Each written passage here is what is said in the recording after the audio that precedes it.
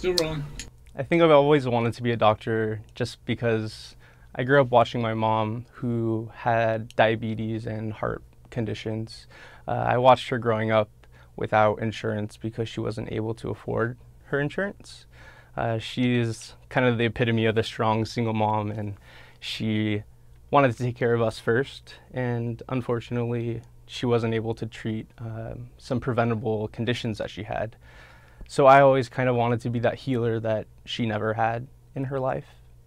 And at the time, just seeing her, for example, in an ambulance, having her heart beat, I could see her heart beating in her neck. And I vividly remember that. And I remember at that moment, I really wanted to change the fact that she couldn't afford her health care. And UCLA has always just kind of been the epitome of, I guess, of hope for me. It was just this place that I saw myself going from when I was in high school, Googling if I could become a doctor and seeing pretty much nothing. I really couldn't find any role models, especially in Orange County, of a doctor who was gay, who was out and open. And I saw myself going to UCLA and being able to be that person and be the person that was going to stand up for my community and for younger people who wanted to go into medicine as well. Tell us a little bit about the advocacy work you've been doing here at UCLA. This past year has been one of the most amazing years of my life because I've been able to work with such amazing faculty and administrators here, as well as my fellow classmates. In particular, my co-president of MedGlow, which is the LGBTQ student group at the medical school, at the David Geffen School of Medicine. So working with my co-president, we've done World AIDS Day food drive. But I guess the things that I'm most proud of are working to help improve our curriculum at UCLA. So we were able to have a lecture on LGBT youth and how we can prevent suicide and bullying amongst youth. We had a lecture by Dr. Madeline Deutsch, Dr. Maddie Deutsch, who's from the LA Gay and Lesbian Center. She's an international expert on transgender health. So we had her come in and do a lunch talk, and it was really surprising for me, not because I think that our schools, it doesn't value diversity, but we had over 100 students come to that lecture. And it was amazing just to see so many people learning about transgender health, something that most people in medical school don't get the opportunity to do. So that was just very enriching for me. But from there, we noticed that we're teaching our medical students about some of these health disparities in the LGBT community, but across the street at the hospital, despite the fact that we're providing some of the best care in the country, and Dr. David Feinberg has completely changed our culture at UCLA to be completely patient-centered. I really wanted to make that congruent. I wanted to make sure that we're teaching our students about LGBT patient care, but our physicians are also able to provide that same care to our patients now. So working with administrators at the School of Medicine and at UCLA Health System, and specifically Dr. Feinberg, we were able to work on the Healthcare Equality Index. And basically, we were able to help them understand kind of where we could go to improve our policies to make sure that LGBT people felt comfortable at our institution. Tell me a little bit about the healthcare symposium that you worked on through MedGlow. Okay, definitely. That's kind of my labor of love, I like to say. It was the most amazing project that has ever kind of come across my life. And it was a project through the LA Gay and Lesbian Center. And the point of the symposium is to draw students from across the country who might not be able to receive that kind of education that we're providing here at UCLA now about LGBT healthcare. Give them the opportunity to hear from some of the experts. So we had a 3-day symposium, partially here at UCLA, partnering with the Global Health departments. And we had the rest of the symposium at the LA Gay and Lesbian Center. And we drew over 100 students from across the country, heard from some of the leading experts in the field, and it was a really inspiring weekend.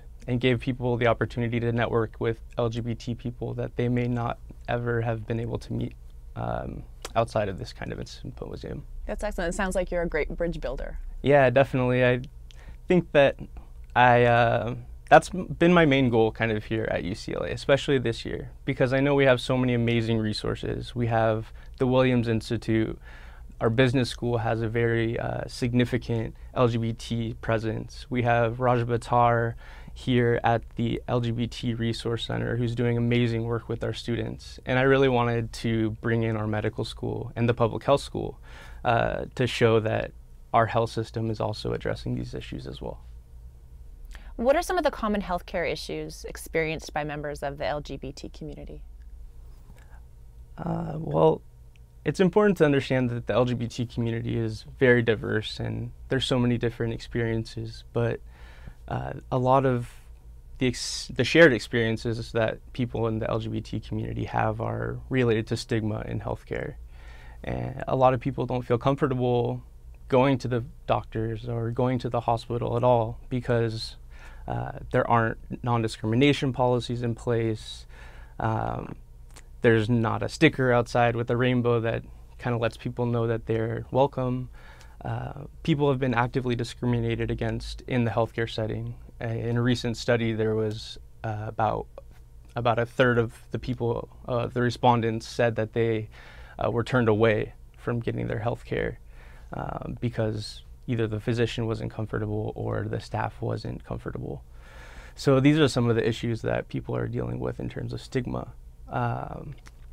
And I think this is nationally? Yeah, this is nationally. There's been multiple recent publications on LGBT health disparities. And I could kind of talk about that for days, but I think one of the big things is being able to come out and being from both the patient's perspective and a physician or provider's perspective.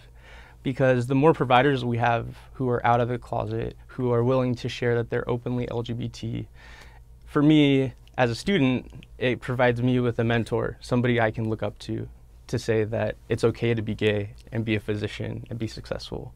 But then for my patients in the future, I want them to know that they can feel completely comfortable with coming to me with any problem, whoever they are, whether they're from the LGBT community, if they're straight, whether or not they're transgender or if they're cisgender. I think that that's a very important thing. For your ongoing commitment to healthcare equality, you've recently received a couple of prestigious awards. You've also played a critical role in helping the UCLA health system achieve status as a leader in LGBT healthcare equality in this year's Human Rights Campaign Healthcare Quality Index.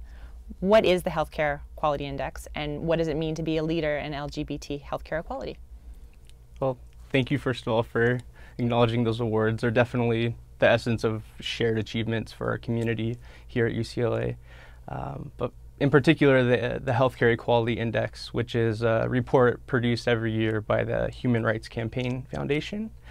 And it is a measure of how a hospital or a hospital system provides the best possible LGBT patient-centered care.